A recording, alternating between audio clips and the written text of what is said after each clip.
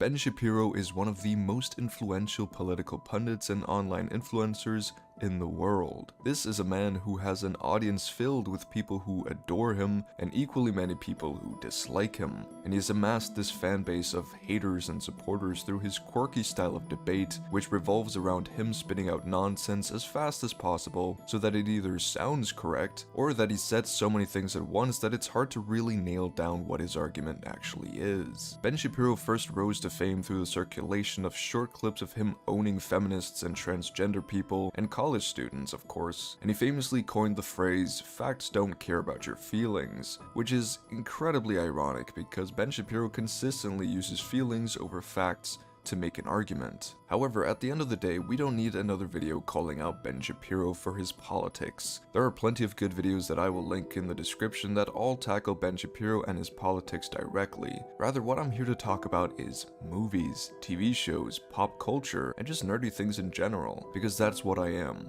a nerd. And Ben Shapiro is threatening what being a nerd is all about. So, enough of the pleasantries. Today we're responding to Ben Shapiro's video on The Batman, because I think it's a horrible film review that not only fails to comprehend the themes and concepts of Batman, but that also promotes a harmful rhetoric and ideology. Now, I don't often respond to political figures such as Ben Shapiro, and that's part of the reason why I'm making this video 7 months after the video we're responding to came out. Because I've been hesitant. Then again, when you look at Ben Shapiro's videos of him laughing at unstable teenagers on TikTok and calling She-Hulk woke garbage, then I think it kinda shatters the illusion that Ben Shapiro is a serious political pundit. And in reality, he's just the type of person I like to call out, a massive influencer with problematic takes, whose videos can have a negative effect on pop culture. So without further ado, like this video, subscribe for more content like this, check out my Patreon, and let's delve right into the video. So Ben Shapiro is a mastermind when it comes to opening up his videos. Like, just look at this perfection. So last night I went and saw The Batman, went and saw it with my wife. It is 1 million hours long. And it's one of those movies where I started off and I was like, okay. And then I got a little further in, I was like, all right.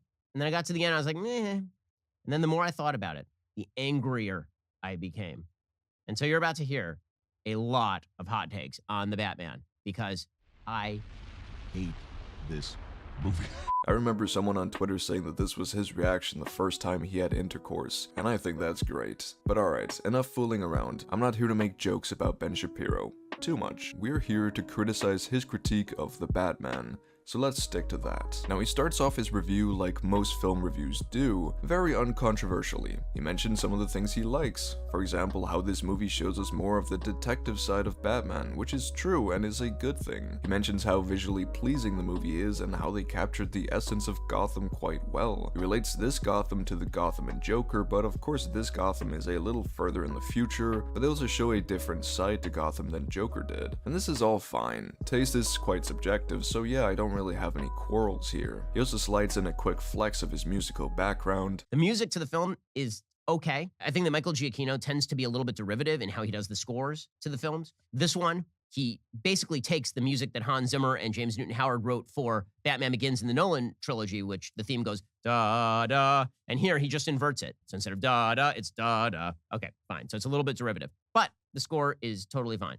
Now, I don't know if that makes any sense whatsoever because I have no ear for music, but I do disagree with him slightly. I think the score was more than just fine. I thought it was really good and added a lot to the movie. He then talks about the performances, which again is fine. Colin Farrell definitely was the standout performance, however I disagree that Robert Pattinson had nothing to do as Batman, and that he and Zoe Kravitz had no chemistry. They give Robert Pattinson nothing to do as Batman. Nothing to do as Batman. I didn't think that Zoe Kravitz had any sort of chemistry with Robert Pattinson. So she's fine. She's kind of flirty. Me.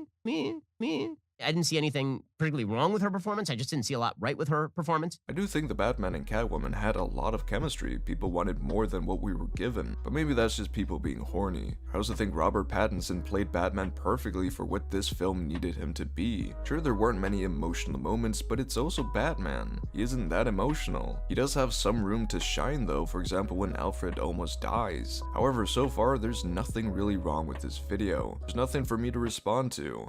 This is just typical movie criticism, but I just wanted to say that it's not all bad. However, now we start to get into the juicier takes. The main character of the film is the Riddler. And herein lies the main problem with the film. The biggest problem with the film is that the film hates Batman.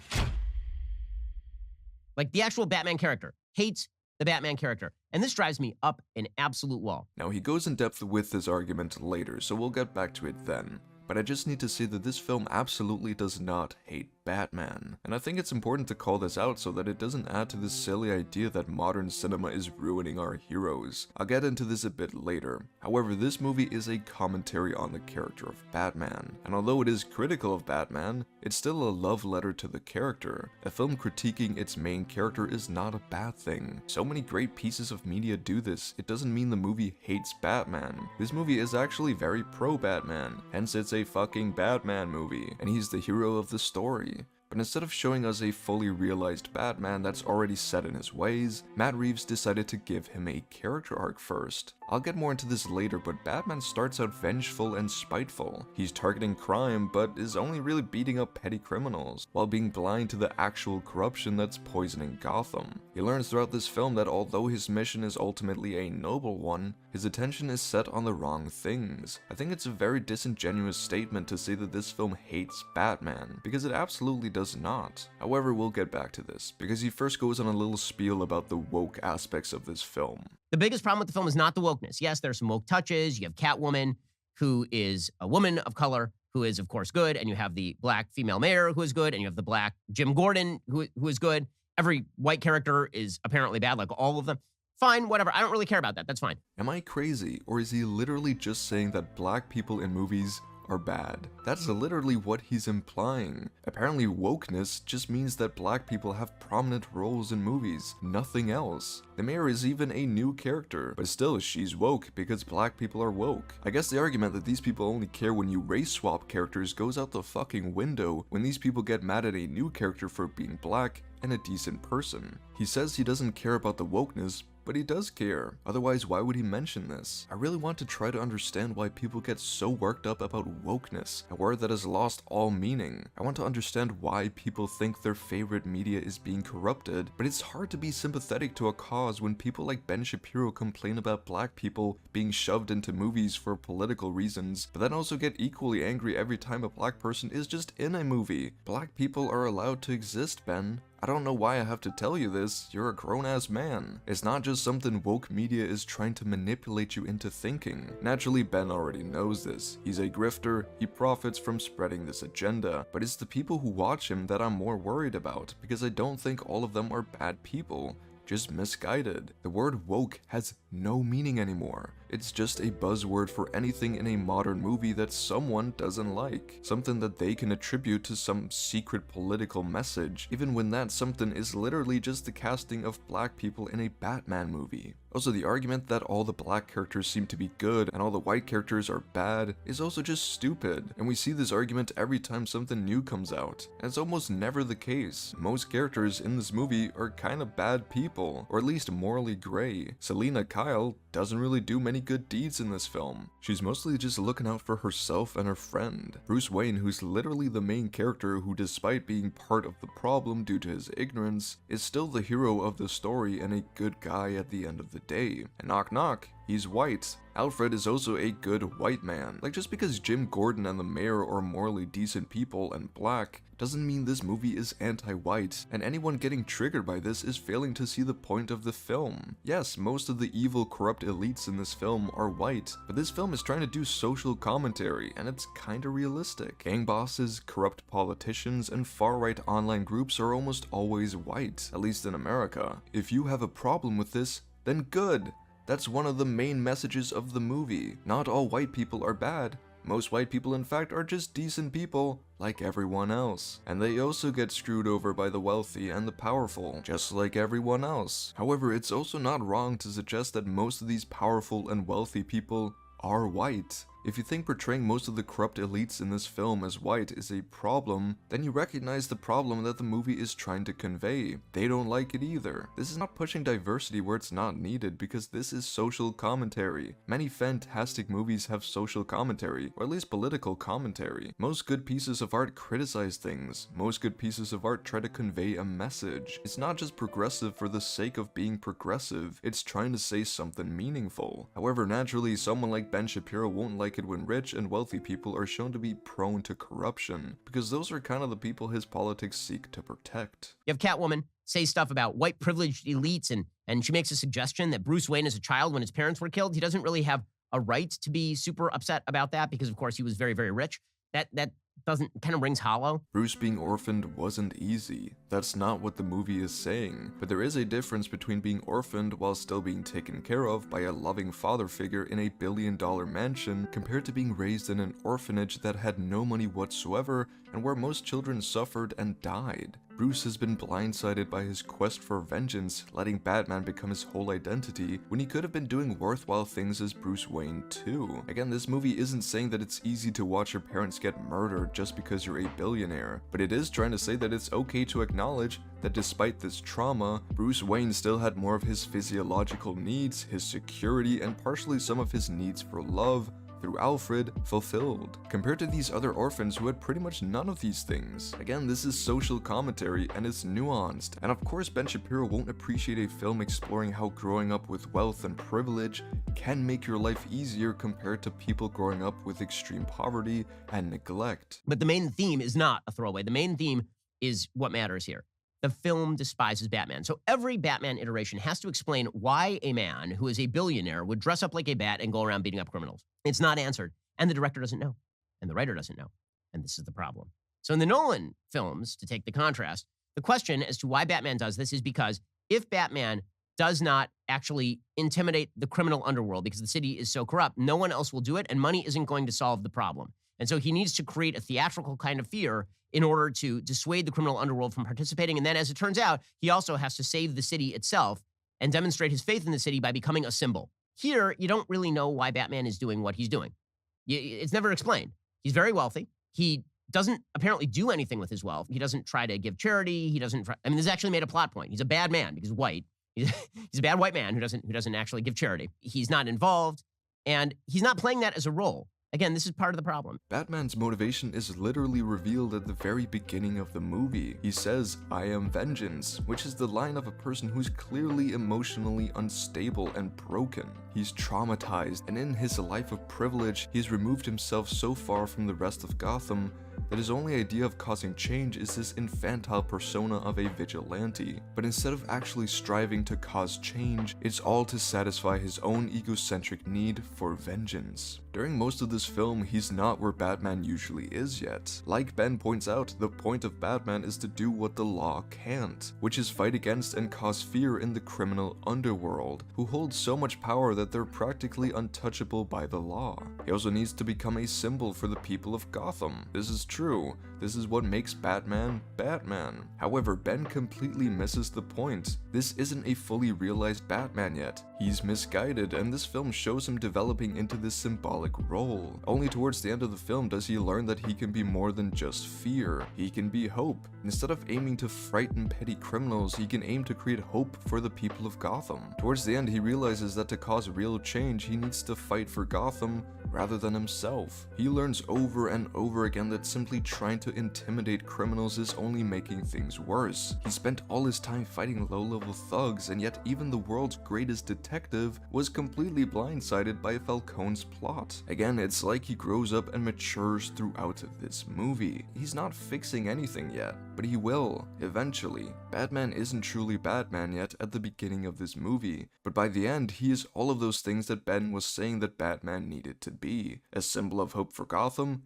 and a lawless force of intimidation towards the criminal underworld, who's fighting to protect Gotham and its people rather than to satisfy his own cynical ideal of vengeance. I don't know why this is so hard to understand. And this next part continues his argument. So you get very separate Batman and Bruce Wayne. You get the same thing actually with Michael Keaton. Batman and Bruce Wayne are two different characters. Here, Batman and Bruce Wayne are the exact same character. There are points where Bruce Wayne is walking around. He's got the same dour expression, same glazed look, same kind of emo thing going on as Batman does the entire movie.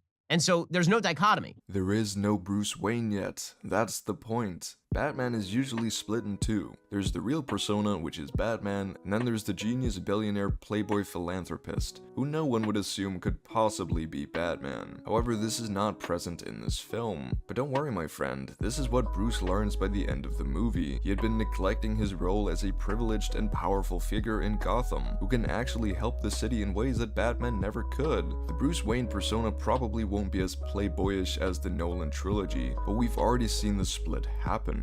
In the beginning of this movie, it was just Batman, but moving forward, it'll be Batman and Bruce Wayne. Now, naturally, my analysis is my analysis. It may not even be what the writers had envisioned, but Ben Shapiro's takes are so far removed from the reality of what this film is and what it's trying to say. But it also makes sense that Ben Shapiro wouldn't like the idea that it would be nice if ultra-wealthy people helped out less fortunate people, because that would go against his whole political ideology. It must be difficult to sit through a movie that's criticizing people like yourself and the people who you support. But also, you don't have to be so salty about it. You get Jim Gordon, whose main job in this film is apparently just to say Jesus over and over again. Christ, it's Coulson. Whenever something bad happens, he just goes, Jesus. And that happens like 6 times. Like, Jim Gordon does nothing except for basically stop Batman from getting arrested a lot. That's pretty much all he does. He's a bad detective. He doesn't do anything. Gordon absolutely has things to do in this film. Him and Batman are like buddies. He covers for Batman a lot, which is something the character of Jim Gordon does. He gets into a lot of shit because of it, but it's the right thing to do. Gordon is one of the few people with power in the city that isn't corrupted by it. And while he's not the most fleshed out character, he's still realistic. He gets the job done. His dynamic with Batman is so fun to watch. I like when these two are kind of friends rather than just business associates. It livens things up. Gordon is just the average guy doing what he can to make Gotham a better place, and I see nothing wrong with his portrayal in this film. But of course, going back to the beginning of this video, Ben thinks that it's woke that Gordon is black and a good person, so I think his film analysis could be a tad bit biased. The thing is, Jim Gordon has been played many different ways, and yes, the character was originally white, mainly because during the 1930s, black people weren't allowed to be police commissioners. But what fucking difference does his skin color make? As long as Jim Gordon is an old gritty dude with a sexy mustache, then that's a good Jim Gordon to me. Batman does not prevent a single one of these deaths. Batman, in fact, is complicit in one of the deaths by accident. And he doesn't actually capture the Riddler because he's clever. The Riddler gives himself up by sitting at a diner and getting arrested. Then he unleashes a bombing of Gotham that essentially causes the flooding of the city. And Batman goes to the Madison Square Garden, where a mayoral event is now being held for the brand new mayor, who is an uplifting black female who has no other story or backstory, so she's really uninteresting. Uplifting black woman who has no background, so she's not interesting? I have a question, Ben. How many mayors in movies haven't had a backstory and mainly just serve the plot have you called out for being boring? Or is it just when it's a black woman? See, I don't think it's very many. And listen, I'm sorry for bringing race into this video so much, but I just really want to nail down the point that one of Ben's main arguments in this video that he keeps coming back to is that black people are portrayed as good and that this is a bad thing. Please tell me if I'm wrong. Is he actually trying to say something meaningful here? Or has his constant need to call out everything woke blinded him from being able to make actual arguments? Now, he does make a decent point that the Riddler's plan kinda just goes batshit crazy out of nowhere when he blows up the city and ends up killing a bunch of innocent people. Like, that was a very wild turn of events, but every time he makes a valid argument, he just doubles down on his bad takes. So it says right at the beginning of the movie, who is Batman? I'm Vengeance, right? He's just on the streets and he's beating people up. I'm Vengeance. And then people keep calling him Mr. Vengeance for no apparent reason. Like, we don't know why they're calling him that, because he never actually publicly says he's Vengeance. Like, Batman has probably just answered I am Vengeance to people asking him who he is because he's emo and thinks he's cool. It's really not that deep. Batman is beating up this follower of the Riddler's. He takes off his mask and the guy says, I'm Vengeance. And suddenly Batman sees. Suddenly Batman realizes he can't be Vengeance. That's not what he's meant to do. He's betrayed his mission. Batman hasn't betrayed his mission. He simply realizes that maybe vengeance is a bad mission. Simply seeking vengeance by beating up criminals without any action towards systemic change would have the same effect as someone walking out onto the streets at night in New York and simply beating up criminals. Ultimately, it would be useless. Perhaps it would help stop a few crimes, but overall, crime would likely increase because you're breaking the law too. You wouldn't be causing change. This is what Batman doesn't realize until the end. This is not to say that the character of Batman is useless. No, Batman isn't useless because politics, diplomacy, and abiding by the law can never truly root out corruption in a place like Gotham, because corruption seeps through the very soil the city is built on. Batman is still needed. He can still make significant change, but not as a revenge-hungry emo dude running around beating up poor, desperate people, and then not even helping or reassuring the people who are being assaulted in the first place, but rather by targeting the big boys, the people who the law can't touch, the people who are the real problem. In the beginning, Batman's selfish, and that's not gonna help Gotham. That's part of the problem. Batman didn't betray his mission of helping Gotham, he rather realizes that he was focused on the wrong things. So, what is this movie about? This movie is about how fighting criminality does not actually help innocent people. He says this at the very beginning. He says, I'm not sure I'm doing any good. Not sure I'm doing any good. By fighting the criminals, crime is still up. No, you sexy man. That's not the message. Fighting crime obviously will help innocent people. Fighting crime is a good thing. So it's not about whether or not to fight crime, it's about which criminals to fight and how to fight them. Like I've said multiple times already, the real problem in Gotham aren't the desperate criminals or the thugs who love chaos. Don't get me wrong, they should still be punished, but the law can do that. The problem are the people with real power. It's the corruption, it's the people who are above the law. Now Ben Shapiro loves power, and he doesn't like when people question power, so it's natural that he'll be uncomfortable with the idea that Batman should redirect his gaze from petty criminals to the people in power who use their wealth, privilege, and political standing to gain more power and continue to profit by making Gotham a hellhole. It's not that fighting crime is bad, it's about why and how he's fighting this crime. Is it really morally good to fight criminals just because of blind vengeance? It turns out that Batman has to stop being Batman. Batman has been missing it the whole time. What Batman really has to be is Superman. Batman needs to go into areas like Madison Square Garden and not fight the criminals. He needs to go and lead people with a torch to a slightly safer area. He needs to help medevac people on the top of he needs to build Habitat for Humanity. He needs to join Jimmy Carter and build houses for homeless people. That's what Batman needs to be doing. Yes, this is the second lesson that Batman learns. Not just that he should be fighting the real source of poison in Gotham, but also that he can be more than just a symbol of fear. He can also be a symbol of hope. For the first time at the end of this movie, he does something for other people rather than himself. A selfless act. He's trying to make the people of Gotham believe that he's there to help them. Obviously, he hasn't figured it all out yet, and I'm sure the sequel will explore Batman and Bruce Wayne both doing their part to help Gotham. If you don't like how this is portrayed with the symbolism of him carrying the torch, then that's fine. However, you're implying that Batman just shouldn't be a symbol of hope for people. I think that's just a lack of understanding of Batman. Alright, now I'm going to play this next section, and I just want you to listen to it. I'm not going to say anything, I just want you to make of it as you will. Because if you still can't see the problems with this video, then I don't think my words will change anything. This really is a sort of attack on the idea that fighting crime helps innocent people. It's an almost defund the police attitude toward what crime is. And it's an attack on the basic idea that individuals are capable of doing justice by finding bad guys and fighting them. Instead, apparently, individuals are only capable of doing nice things by helping little old ladies cross the street. It's this sort of mentality that has led to New York turning into Gotham City in the last couple of years, by the way. Yeah. Okay, Ben. And they take all that and they flip it on its head because they don't like Batman. And this is why I have real problems with the movie. I kind of hate the movie. Like, the more I think about it, the more I get angry at it. Because they take the fundamental idea of what Batman is supposed to be, the protector of the innocent who targets the criminal, and they say that if he targets the criminal, this makes him no different than criminals. Because Paul Dano, who's the Riddler, is also targeting criminals. All the way up until the very end, when they have to just sort of add on this attack on Madison Square Garden and New York Broad Writ for no reason. He has no motivation for blowing up a bunch of trucks and flooding downtown. Like, none. He doesn't explain why he does it. He doesn't explain what the purpose of it is. All the way along, he's been saying, I'm exposing the true face of Gotham. Okay, that's a rationale. But what does that have to do with blowing up the city? They add that on just so that they can create a false distinction between Batman and the Riddler so that Batman can change his mission. So now Batman's mission is not beating up bad guys and stopping bad guys. Now Batman's mission is to be a firefighter. He's no longer a detective or a police officer, he's a firefighter. That's a betrayal, and it's a real problem. And that's my biggest issue with the film. Listen, I agree that the Riddler blowing up Gotham kinda comes out of nowhere, and is used to make a distinction between the Riddler and Batman, but I think Ben is being incredibly uncharitable towards Batman and this movie's portrayal of Batman. This movie is fully aware of what Batman is all about, otherwise they wouldn't be able to make a commentary on the character, which is what this is, a commentary on Batman. Just because the film is critical of Batman doesn't mean that the film hates Batman. I mentioned this earlier. He's not just a firefighter by the end, that's a dumb statement. The film is saying that fighting crime needs to be purposeful.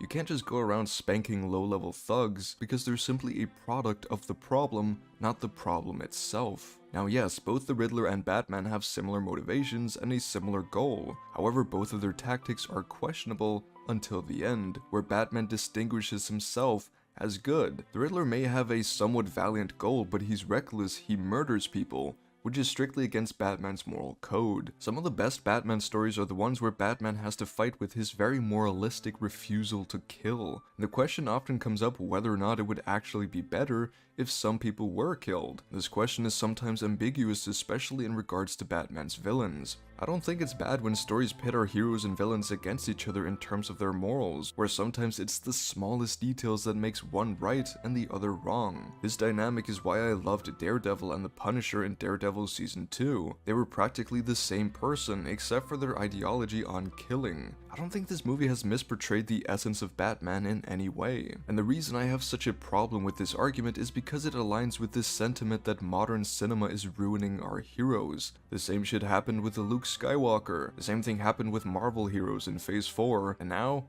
Batman. They're ruining our heroes. They, of course, being the woke, or whoever else they can blame. But that's the thing, this film didn't ruin Batman. It's a commentary and critique of the character, but the film ends with a very positive image of Batman. Why don't people like seeing our heroes go through character arcs anymore? Where's the fun if they're just flawless all the time? Again, this movie isn't perfect, and this video isn't meant to tell you that you aren't allowed to critique it, or dislike it, or have a different analysis than me. I've always been very adamant that everyone has all the right in the world to have their own opinions on a piece of media, and that to an extent they're all valid, because art is subjective, and even its subjective qualities are at the end of the day subjective. However, when I do have a problem with critiques of art, it's due to how this criticism is portrayed and the basis on which it's established. My problem with Ben Shapiro's review is that it's so clearly politically motivated. And yes, I disagree with a lot of what Ben Shapiro says in general, but that's also the case with other people who I don't think are problematic in the same way. Throughout this video, Ben is furthering this idea that Hollywood has gone woke and that wokeness is ruining cinema and our heroes, and that this is a larger societal trend of lefty politics that's threatening the stability of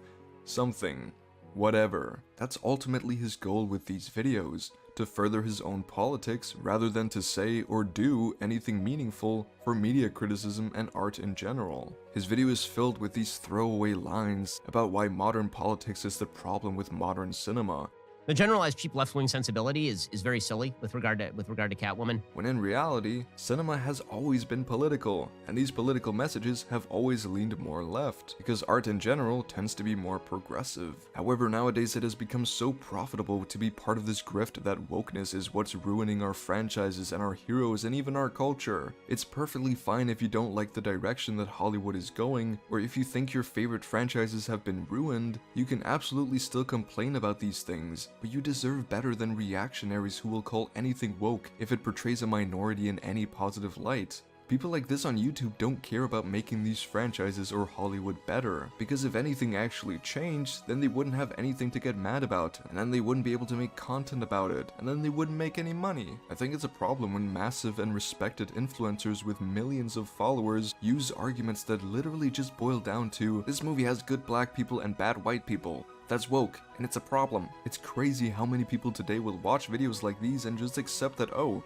this movie is probably bad because it's woke. Hollywood is already ruining all my favorite franchises, so why wouldn't they also do it with Batman? It's somehow become a valid point of criticism to say that a movie is bad because it's woke. A meaningless word. It's making people dumber, or at the least just more ignorant. I think Ben Shapiro is problematic, not just because of his general politics, which I very much disagree with, but also because of his effect on pop culture. Let me know if you agree or disagree with my assessment, but for now, I'll leave you with this parting gift. Ben Shapiro being salty. Good night. Matt Reeves, who's credited as both a director and a writer on the film, he does not like Batman, and I can't get over this. How do you give $150 million to a dude to make a movie about Batman when he clearly does not like Batman?